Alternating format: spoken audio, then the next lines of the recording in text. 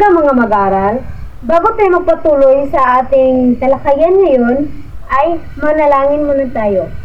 Sino sa inyo ang gustong mauna ng ating panalangin ngayon? Sige Samuel, ikaw, pangunahan mo ang ating panalangin.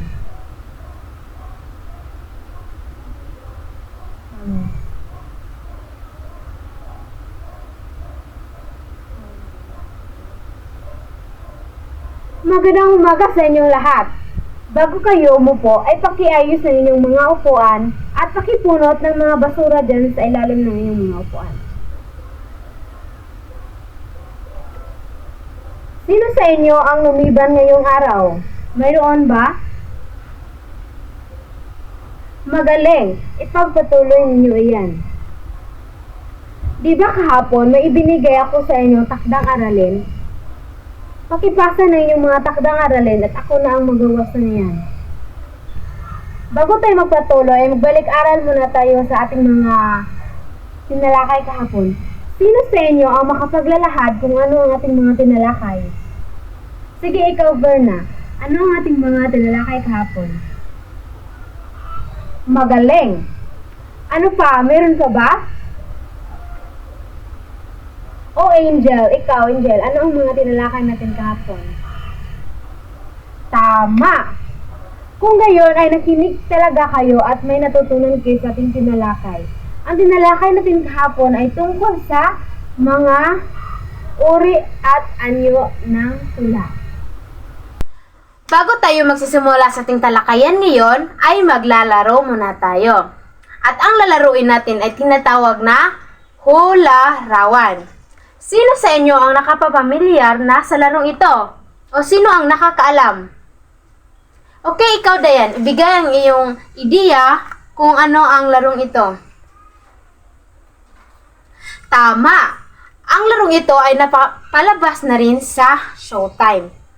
Ang larong hula-rawan kung saan huhulaan mo ang buong salita ng larawan sa pamamagitan ng pagbabawas at pagpapalit ng letra o pantig sa bawat salita.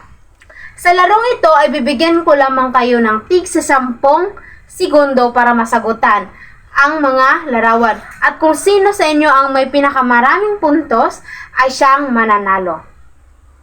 Handa na ba kayo?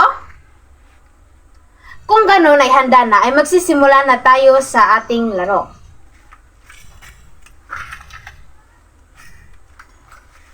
Ito ang mga larawang ating gagamitin. Kung sino sa inyo ang makaunang maitaas ang kamay ay siyang magsasagot sa larawan. Unang larawan. Ito ay tama. Ito ay Filipino.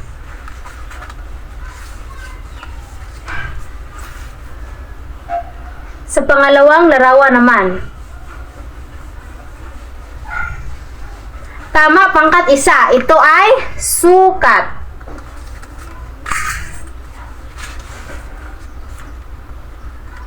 Sa pangatlong larawan. Ano pangkat 5? Tama, ito ay talinghaga. Pang-ilan na ba to? Pang-4 na? So, sa pang-4 na larawan. Tama, pangkat 3. Ito ay saknong. Sa pang-5 larawan.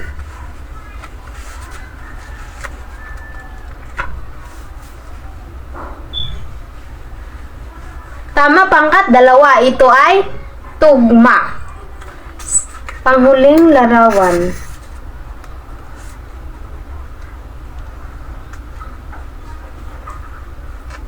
Tama, pangkat 3. Ito ay tula. Kung gayon, ay nasagutan nyo ang aking mga katanungan. Ang nanalo sa ating laro ngayon ay ang pangkat 3.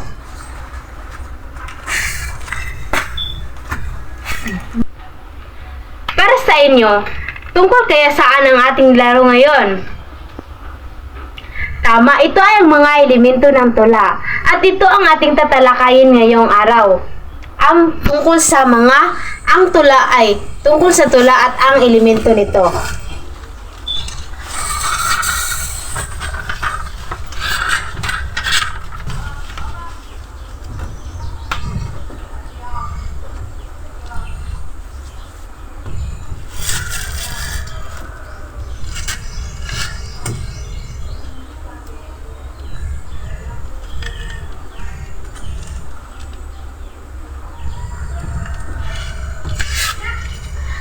Ang tula at ang mga elemento nito.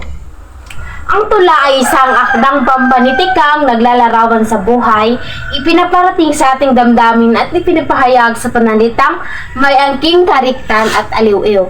So, pamilyar naman kayo sa tula, di ba? Sapagkat nakikita na natin to sa una pa nating mga taon. May mga halimbawa ng tula tulad ng tula ni Amado Fernandez, yung isang tula sa manggagawa at yung bayani. Ito ay iba't ibang komposisyon na napapahayag natin ang ating damdamin, mga karanasan, at maaaring ginagamit nito ng makata para makapagpahayag ng kanyang mga saloobin. Ang tula ay may mga elemento. Ito ay ang tugma, sukat, saknong, paksa o kaisipan, talinghaga, aliw-iw at tuno. Pakibasa ng unang elemento.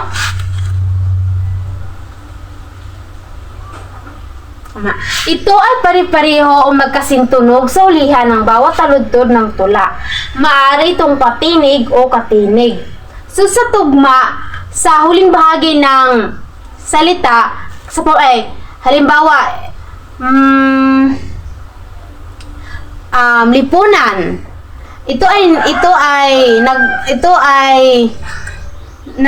nagtatapos ng letrang N. Ito ay maaaring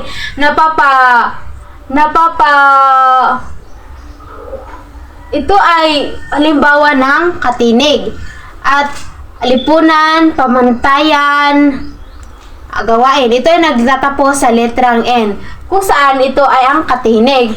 At halimbawa naman ng patinig na tugma ay kunwari, pagawa, kinanta. Ito ay nagtatapos ng letrang A.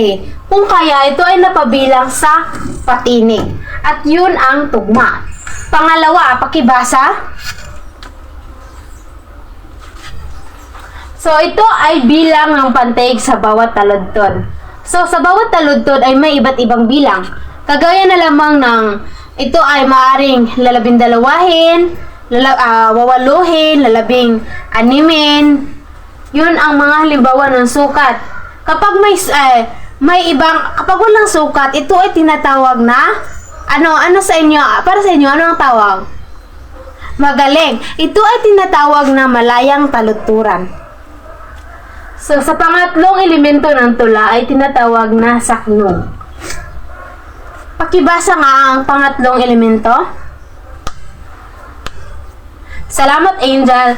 Ito ay ang pagpangkat-pangkat ng mga taludtod o linya ng tula. Mayroong iba't ibang bilang ang taludtod. So, kapag tinawag na sa tula, maaari itong tawaging paragraph. Kapag ito ay nasaan yung katuluyan, ito ay tinatawag na paragraph. At kapag sa tula ay tinatawag naman na saknong. So, sa pang-apat na elemento ng tula ay paksa o kaisipan. Ito ay mga nabubuong kaalaman o kaisipan, mensahe, pananaw, saloobin na nais iparating ng mga makata. So, ito ang bumubuo ng inyong tula. Ito ang katawan ng inyong nagawa. So, sa pang-apat na elemento naman ay ang talinghaga. Ito ang nagpapagalaw ng guni-guni ng mga manbabasa, likas na taglay ng tula, ang pagpili ng salita at tayutay na nagbibigay karikan sa tula. So, pag nilagyan natin ng talinghaga ang isang tula, ito ay nagiging masining at mas magandang basahin. So, gaya na lamang halimbawa ng tayutay na metapora. Halimbawa, kasing ganda ka ng mga o maaari din personifikasyon kapag binibigyan natin buhay ang isang bagay. So, gaya halimbawa, nagsasalita ay, kunwari, nagsasalita ang isang dahon, yun ay halimbawa ng personifikasyon na talita. So, dito naman tayo sa ika-anim na elemento ng tula. Natawag nating aliw-iw. Pakibasa nga Catherine.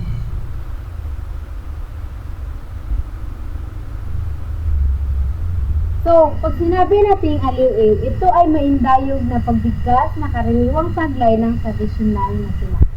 So, sa kasalukuyan, bihira na lamang natin makikita ang elementong ito sapagkat ito ay napapalitan na ng mga bagong elemento sapagkat ito ay napabilang lamang sa tradisyonal na tula. Sa pangpitong bahagi naman ng elemento ng sa pangpitong elemento naman ng tula ay ang tono. Ito ay ang damdaming nakapaloob sa tula na maaring pagkalungkot, pagkatuwa, pagkagalit at iba pa. Ang tono, dito natin malalaman kung ano ang damdamin ng isang makata.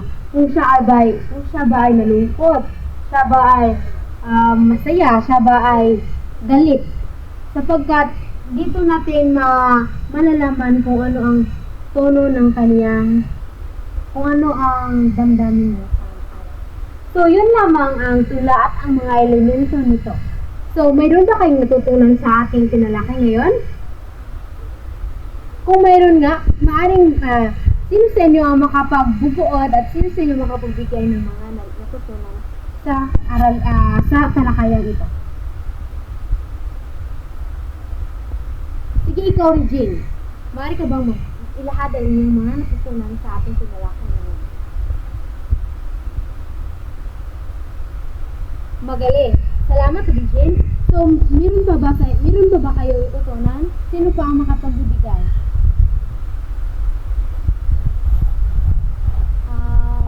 Sige, ikaw, Reyna. Ano ba ang iyong mga natutunan ngayon?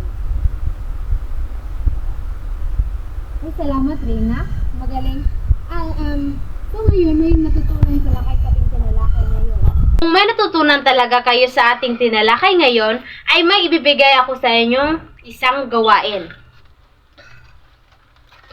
Ito ay isang halimbawa ng tula at nais kong itong suriin ninyo base sa mga elemento ng ating tinalakay ngayong araw.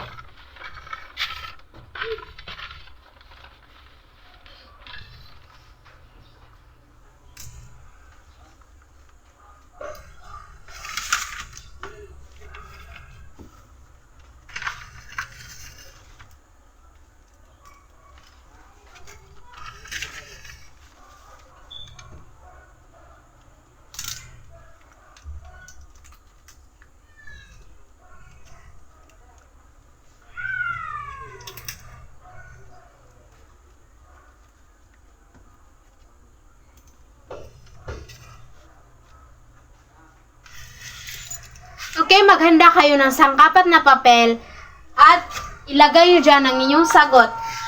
Suriin nyo lamang ang tulang ito base sa mga elementong ating natalakay ngayong araw. Halimbawa na lamang, ito, kapag sinabi nating sukat, bilangin natin ito.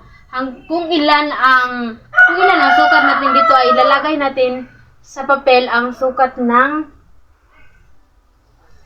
isang taludtod. Okay, so bibigyan ko lamang kayo ng 5 minuto para makasagutan ang ating gawain.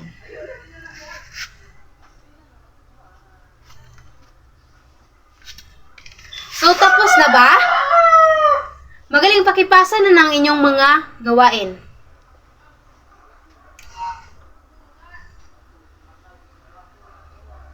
So, para sa ating takdang aralin sa araw na ito ay bumuo kayo ng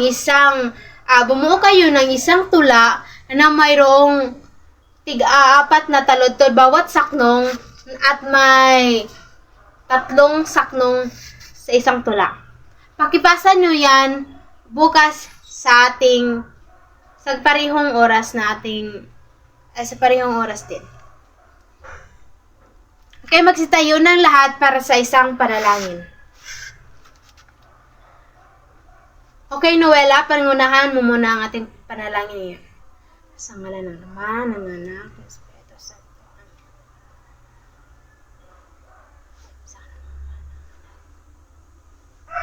Paalam mga mag-aaral, mag-iingat kayo sa inyong pag-uwi.